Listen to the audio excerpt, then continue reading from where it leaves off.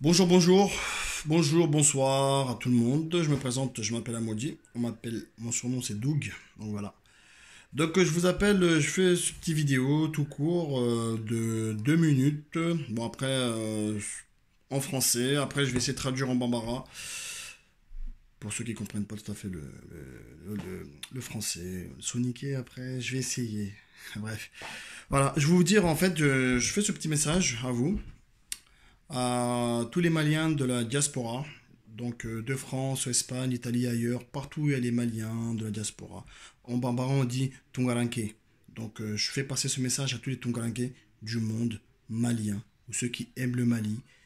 Même si t'es pas malien, que t'aimes le Mali, participe. Donc voilà, ce message est délivré à tout le monde parce que je vois que ça fait pas mal d'années que je constate que le Mali ne va pas. Euh, Rien ne va au Mali en fait. J'ai été la dernière fois, j'ai vu entre Tchébani et Calaban, il y avait un trou il y a 5 ans, j'ai vu et ce même trou maintenant c'est devenu un puits. Tu tombes dedans avec ton scooter, c'est les pompiers qui vont te ramasser, tellement que l'État n'a rien fait pour régler ce type de situation, alors que c'est le plus banal, quoi, la sécurité des Maliens. Donc moi je me suis dit, et je dis pour tout le monde, si l'État ne pense pas aux Maliens qui sont sur place et ne penseront jamais aux Maliens de l'extérieur. Ça veut dire que chacun pour soi, Dieu pour tous. Ce proverbe, tout le monde le connaît. Maintenant, moi, ce que je propose, et ce que je suis en train de mettre en place, et ce que je veux qu'on mette en place ensemble, c'est de se mobiliser, la diaspora, d'investir au Mali, de ne pas avoir peur. Je sais qu'il y a, allez, 80% des gens parmi vous ont déjà tenté l'expérience et sont fait escroquer par leurs cousins, leurs tontons, tatins, ainsi de suite. Même moi, ça m'est arrivé. Je ne parle même pas des montants que j'ai perdus au Mali durant pas mal d'années, des personnes vraiment que je connais. Donc c'est pour ça, maintenant, j'ai vu comment ça fonctionne. J'ai été sur le terrain, je suis resté des années au Mali. J'ai fait un petit peu le tour du monde. Le pays a besoin de nous, les enfants de la diaspora et les gens de la diaspora. Peu importe, né ou pas né ici, tant qu'on est là, tant qu'on peut aider le pays, il faut l'aider le pays. Ça ne va pas.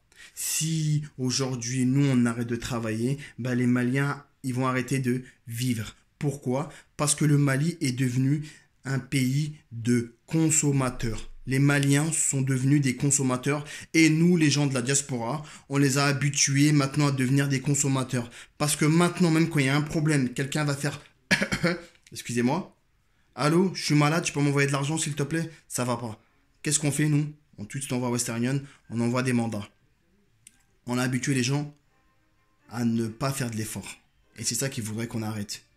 Moi, je dis à tout le monde, au lieu d'acheter des terrains à 20, 30, 40 millions, j'ai acheté un terrain à 30 millions, 40 millions, tu te vantes, il n'y a pas de problème, c'est bien. T'as acheté un terrain à 20, 30 millions. Allez, va le construire. La plupart des terrains, ils ne les construisent pas. Ils les laissent pourrir. Il y en a, excusez-moi, ils mettent 5 ans, 6 ans, 7 ans, 10 ans. J'ai vu des maisons, depuis 2000 sont en construction, ils sont même pas encore finis encore. En fait, pourquoi s'handicaper? Pourquoi se mettre une balle dans le pied en fait? Il faut créer de l'emploi. On a besoin maintenant de créer de l'emploi dans notre pays. L'emploi. La base numéro un au Mali, c'est de l'emploi. Arrêtons d'être des observateurs. Il faut à un moment donné qu'on prend les choses en main.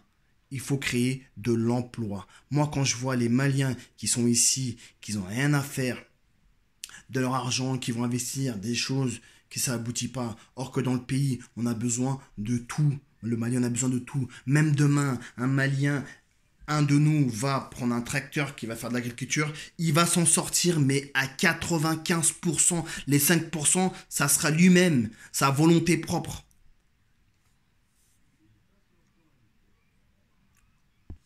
Donc, comme je vous le dis, j'invite tous les Maliens, la diaspora, à se mobiliser, participer, qu'on fasse des réunions, qu'on discute ce qu'on peut faire pour le Mali. Investissez au Mali. C'est l'avenir. Si nous, on n'investit pas chez nous, lorsque les autres vont le faire, on n'aura plus notre place dans notre pays. On sera des étrangers chez nous. Donc maintenant, il faut arrêter, se lever, aller investir C'est très bien quand les gens ils te motivent à acheter un terrain, c'est bien, mais on n'est plus dans l'achat des terrains. Parce qu'aujourd'hui, quasiment tous les Maliens ont un lieu où dormir. À l'époque, on dormait chez des cousins, chez les tontons, on allait en location, mais maintenant, je pense que Dieu merci, tout le monde a un pied sur terre au Mali maintenant. Parce que grâce à nos parents, on n'a plus besoin d'être acharné dans la construction pour dormir. Si c'est uniquement pour dormir, on a un lieu pour dormir. Donc ça nous permettra de nous développer. Parce qu'on ne paye pas de loyer, on n'a pas de charge. Donc l'argent qu'on met de côté, ça nous permet de rester sur place, de rester 6, 7, 8 mois, développer l'activité qu'on veut créer sur place. Donc sur ce, je vous laisse, réfléchissez bien. Il y a un site qui s'appelle fasocanou.com. Allez-y, regardez ce qu'il y a. Et voilà, vive le Mali. Et c'est ensemble qu'on peut gagner en fait, tout simplement. Faut qu'on arrête à un moment donné, qu'on se réveille. Quand je vois les autres pays autour de nous, l'empire du Mali aujourd'hui, l'empire du Mali était du Sénégal jusqu'à la Guinée. Aujourd'hui, Sénégal jusqu'à Guinée, tout va bien. Mais le Mali qui est au milieu, rien ne va. On n'a même pas d'avion.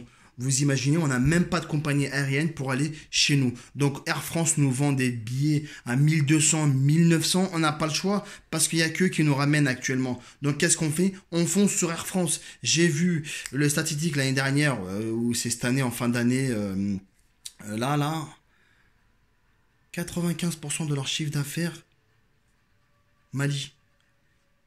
Vous imaginez? C'est-à-dire c'est le plus gros chiffre qu'ils font en premier, c'est le Mali, le plus important. Mais vous imaginez? Pourquoi? Parce qu'il n'y a pas de concurrence. Il n'y a pas Air Mali qui peut titiller, jouer sur une balance, pour et le contre, pour voir à quel prix on va mettre les billets. Ben non. Les gens maintenant, ils vont au Sénégal. Des Maliens, ils prennent l'avion, ils vont au Sénégal, ils descendent au Sénégal, ils prennent le car, puis ils vont dans la région de Caille. Tellement qu'ils veulent pas venir à Bamako avec Air France. Vous imaginez un peu dans quel état on est? Merci beaucoup. À la prochaine.